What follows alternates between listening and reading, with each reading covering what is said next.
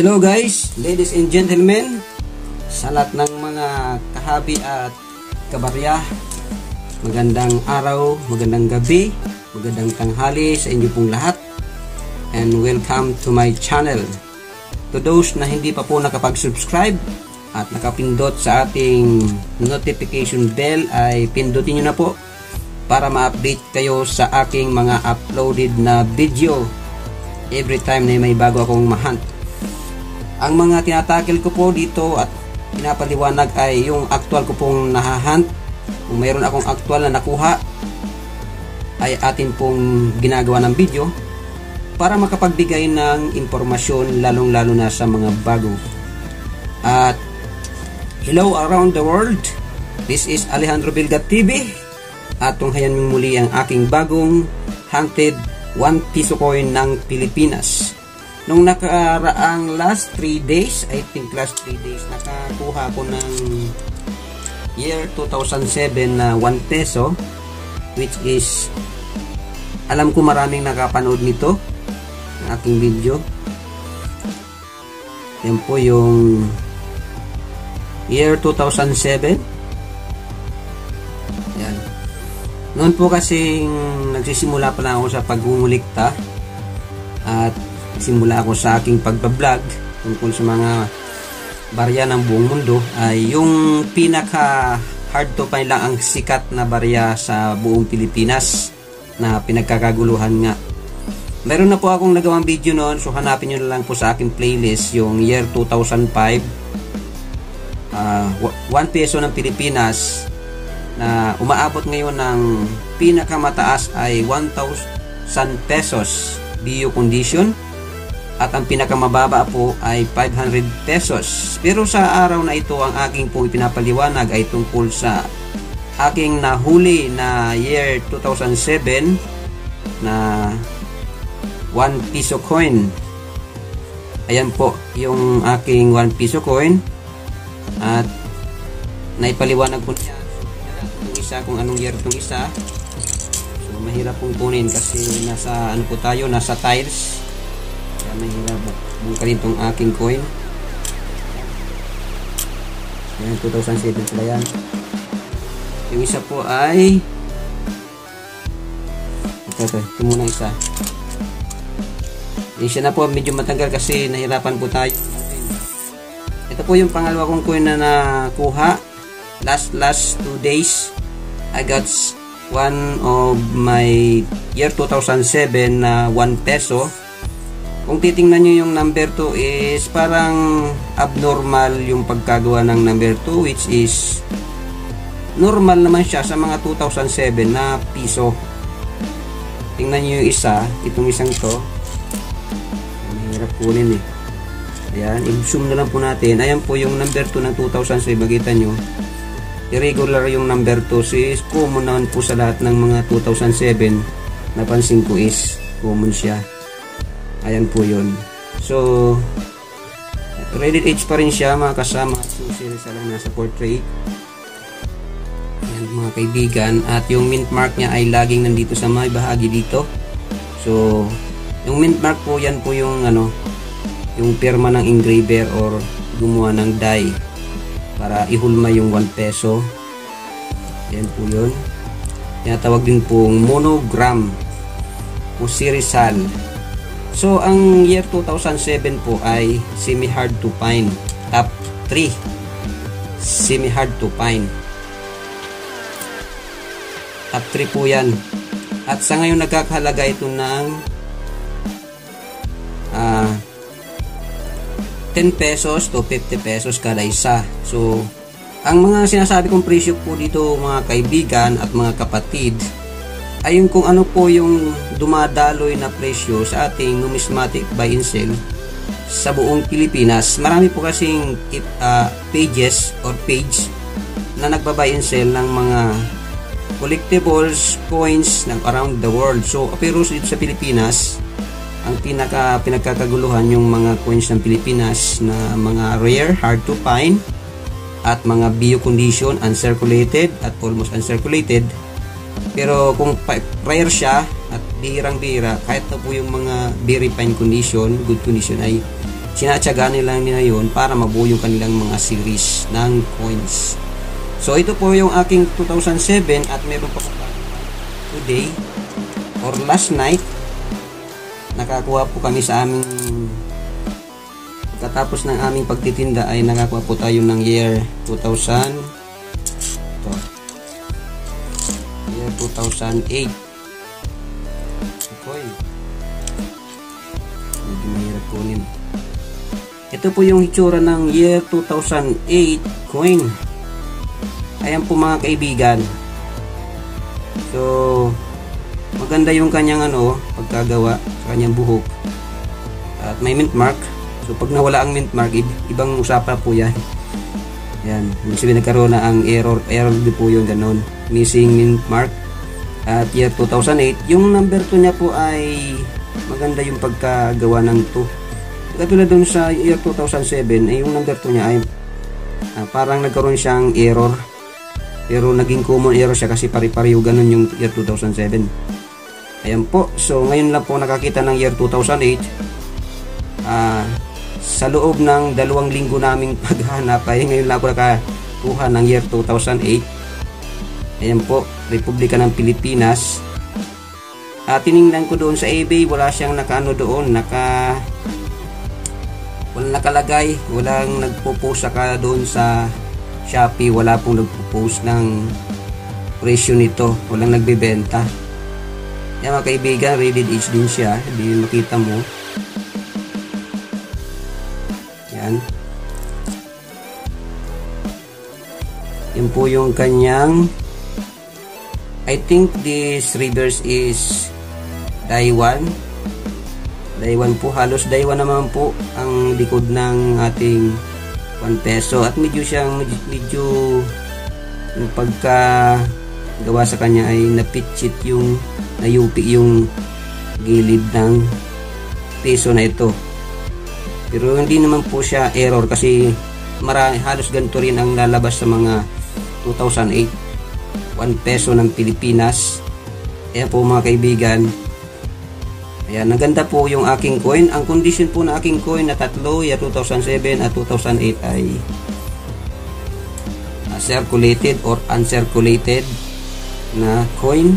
So maganda po siya na koleksyon. Hindi mabubuuan yung mga binubuong peso from 2003 to 2017 na magnetic kung wala nitong 2008. So pahirapan po humanap nito. Naswertihan ko lang, nakakuha ako ng 2 2007 magkasunod at isang 2008. So saglitan po natin sa numista yung ang population ng year 2008, 2007. At masasabi ko ang 2008 ay top 3 semi hard to find yung 2007 at 2008. Let's go! Ito na po yung ating details sa numista about 1 peso year 2008. Atin pong tingnan ang kanyang complete details para magkaroon tayo ng complete na pagkaalam info para di tayo maligaw, yung lalong-lalo sa mga bago. Country Philippines, standard circulation year 2003 to 2017. Yung year 2008 po ay sakop po sa ginawa mula 2003 hanggang 2017, which is magnetic po yan. Value is 1 peso. Nickel plated steel. Makidab na po siya, parang silver ang kulay, pero sa ilalim niyan ay bakal na po, kaya magnetic. Ang bigat ay 5.35 grams, diameter ay 24 mm at ang kapal ay 1.9 mm, shape round and rated edge. Orientation ay medal alignment. Ayan po yung ating 1 peso from year 2003 to 2017. Ibig sabihin po niya year 2003 dated 2004, 2005 hanggang 2017 ay pare-pareho ang mukha at pagkakagawa. Yan pong ibig sabihin niyan. Kaya yung year 2008 ay kasakop sa series na ito. Ayan po yun, magnetic na po yan. Kasi yung year 1995 to 2003 na first batch ay non-magnetic po. Yan po yun. So tingnan natin, tingnan nyo ang mga bagay, kayo na lang magbasa ng iba pang info. At para mapuntahan din natin yung population ng year 2007 at 2008 at bakit siya naging semi hard to find. So ayan po yung tatlong reverse ng peso. May die 1, die 2, die 3. So sinabi ko kanina ay nandito po tayo sa die 1, yung 2008, 2007 na 1 peso ko kasi magkadikit yung number 9. Ayan po yun. So kayo na lang po ang tumingin kung anong reverse yung mga coins nyo. At naipaliwanag ko na rin yan sa 5 peso coin na aking na-vlog na. So tingnan natin dito sa year 2007 at 2008. Ito po yung year 2007. Mayroon pong population na 8%. Meron siyang very fine, extra fine. Very fine pa 11.71 at extra fine ng year 2007 ay 29.27. Yung year 2008 po ay mababa yung population as about 3%. Bold letter. Extra fine lang ang mayroon 58.54. At mayroon din pong bold letters frosted. So yung ating pong coin ay hindi po frosted. Nandito po siya sa KM number 269A. Bold letters lang at hindi po siya frosted die. So ayan po yun. Mas mahirap hanapin yung frosted die. So wala pa po tayo yan. If ever na makakuha tayo ng frosted die na 1.3% na yan ay papakita ko rin sa inyo. Pero sa ngayon ang sinasabi ko sa inyo ngayon na yung year 2008 is 3% ang population ayon sa Numista record. So balik po tayo sa ating coin. Let's go! Yan po yung aking dalawang year 2007 in reality. Meron tayong hawak-hawak na year 2007. At kung wala naman ko yung tayong pambili, hindi man po tayo mayaman, walang budget pambili, ay maghunting na lang po kayo. Paano? Sa mga sukli. Kung kayo nagtitinda ay tingnan nyo na para makakuha kayo. At makumpleto nyo yung inyong mga iniipon na series ng 1 peso. Ito po ay BSP series, Bangko Sentral ng Pilipinas series.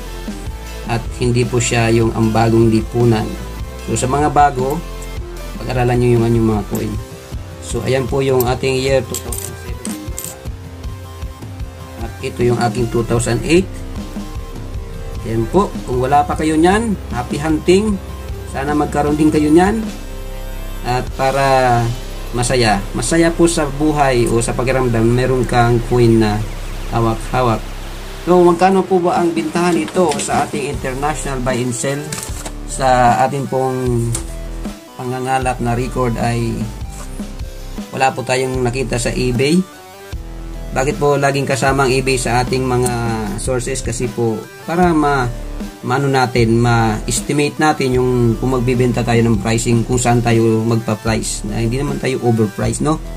Then sa ucoin.net, mga kaibigan, ay meron tayong nakita doon na pag very fine, nabibili siya o nabibenta ng $0.41, halos 20 pesos in Philippine money.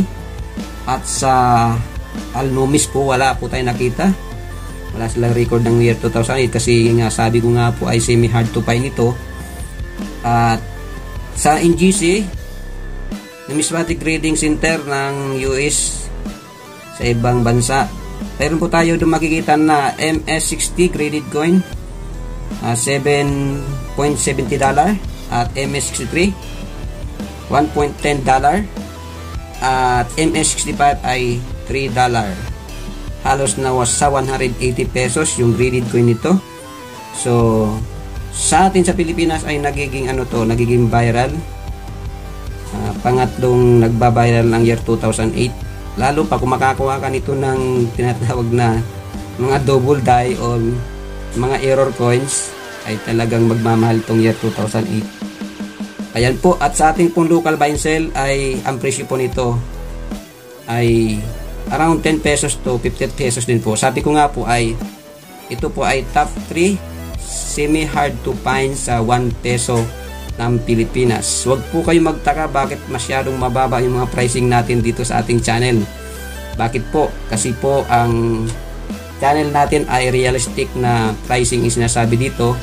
na kinukuha natin sa Numismatic Group Buy and Sell na Pilipinas sa mga FB page po, sa mga comment nila, at makikita natin dun kung ano yung umiikot na pricing. Kung may nakikita kayong masyadong mahal ay sa kanila na lang pong pricing yon, lalo yung mga nag-vlog, di natin sila sinisiraan, ay sila na po ang nagpa-price kung sa lagay sila ay nagbabaying. So shout out po pala kay Ma'am Veronica Opren ng Mariones, Tondo, Manila. Salamat po sa pagsusubaybay sa lahat ng mga subscriber at followers ng channel na ito. Hopefully ay tuloy-tuloy tayong dumami at tuloy-tuloy akong makapag-vlog ng mga video regarding sa rare coins, hard to find coins, at kahit common coins para maliwanagan ang lahat, lalong-lalo na ang mga bago. Maraming salamat po sa panonood at pagsuportang muli. Ito po ang Alejandro Bilga TV. Subscribe na po. Hanggang dito na lang ang aking salaysay. Once again, God bless you. Bye-bye!